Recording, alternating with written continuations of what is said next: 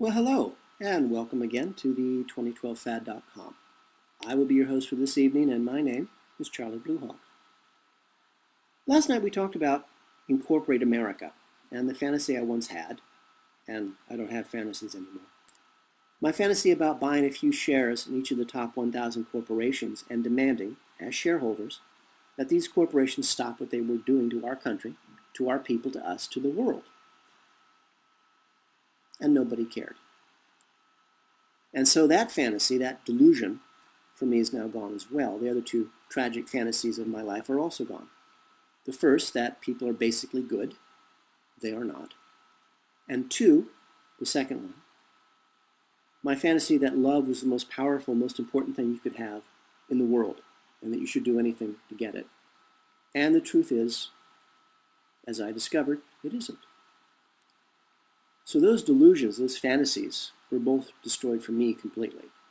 The first fantasy about people were basically good was destroyed in New Zealand when I saw what people will degenerate into when they're left to their own devices. The second, the belief that love was the most powerful, most important thing in the world you could have, that was destroyed in Prague when I actually met my soulmate. And I'm quite serious about this. When I say soulmate, I'm talking about I could hear her thoughts, she could hear mine. I could feel her emotions, she could feel mine. She knew where I was, I knew where she was. We actually were two parts of the same whole. And she hurt me in ways that I could not even begin to believe were possible. And she really enjoyed it. And so for me, no more delusions, no more fantasies.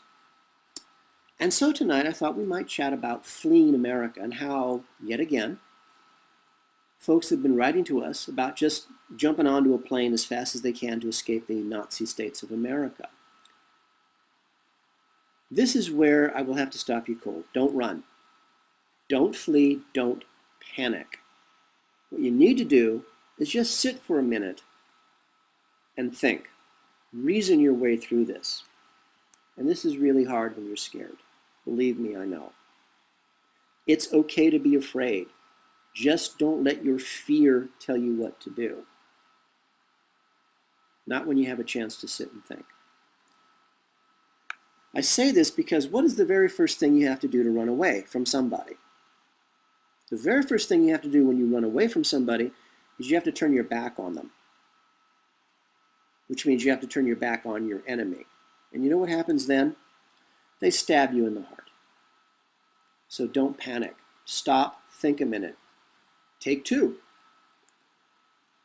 Now, what is the real situation? Let's figure it out. Are you in immediate danger? Is the mafia, the IRS, are they about to rob you of everything you own? The IRS, of course, is a privately owned offshore corporation located in Puerto Rico. And they're about to illegally steal your money from you. Well, that's easy. I can put you in touch with a lady who opens corporations in Nevada. You open yourself a corporation in Nevada, you open yourself a bank account in Nevada, you move your money to Nevada. You know why? Because Nevada is a sovereign nation.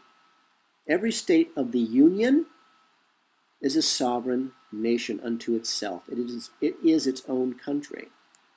We only banded together as 51 states to have a common currency. That's the only reason, to have a common source of commerce, so we could do business with each other.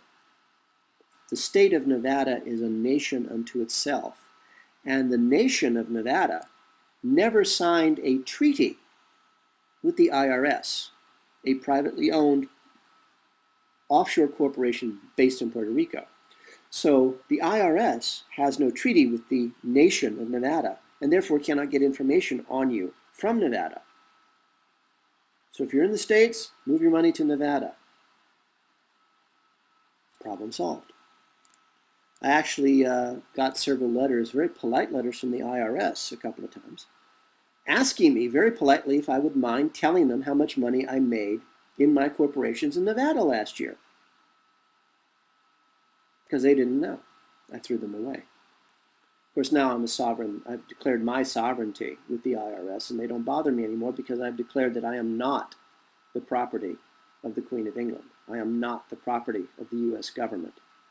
I am a sovereign individual. I am a state unto myself, so they can't touch me anymore under the laws of black magic ritual that they subscribe to. Sounds ludicrous, doesn't it? I know, it is, but it's true. Okay, the other immediate threat, you're about to be arrested. Well, that's tougher. I have no advice on that one except, okay, you win, run for your life. But leaving the States now is not an automatic solution to your problems. Trust me, I know.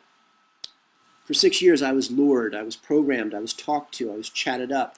I was susceptible to the massive advertising campaign that the government of New Zealand pays a major international advertising agency, Saatchi & Saatchi, to tell the world how wonderful they are.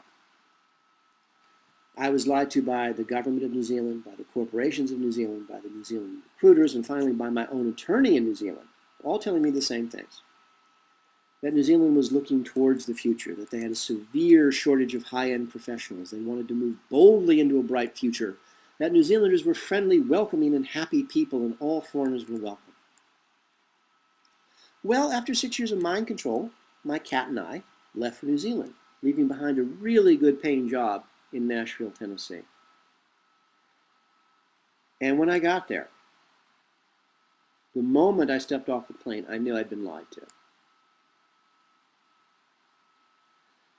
The good thing about being in New Zealand, when I finally die and I do go to hell, thanks to being in New Zealand, I'll pretty much know everybody in hell.